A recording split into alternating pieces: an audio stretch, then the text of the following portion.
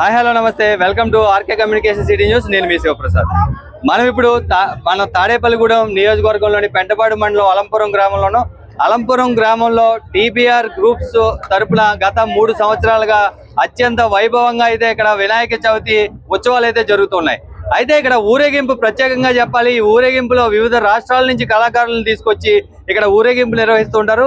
దీంతో పాటు ఇక్కడ రకరకాల కళా ప్రదర్శనలు జరగడంతో నియోజకవర్గంలోని ప్రజలతో పాటు ఇతర నియోజకవర్గం ప్రజలు కూడా ఈ ఊరేగింపు హాజరవుతూ ఉంటారు. ఈ సంవత్సరం కూడా ప్రత్యేకంగా కొన్ని నృత్యాలు అయితే అవ్వచ్చు, కొన్ని డప్పులు, రకరకాల ప్రదర్శనలు అయితే జరిగాయి.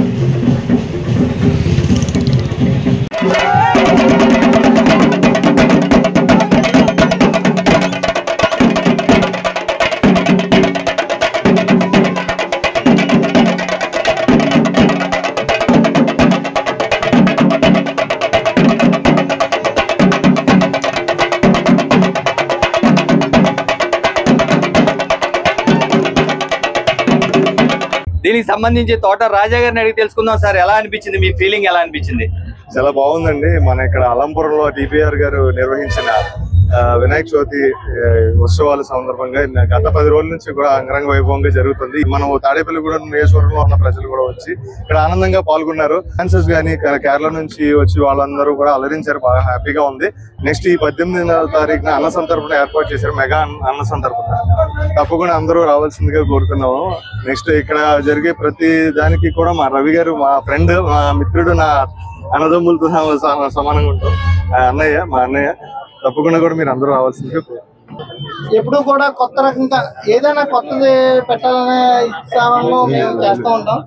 అదే మాకు దీనికి ప్రోత్సహిస్తున్న టీపీఆర్ సంస్థలు, టీపీఆర్ భోగేశ్వరరావు గారికి, అలాగే మా రవికిరణ్ గారికి మేము కృతజ్ఞతలు తెలుపుకుంటున్నాము.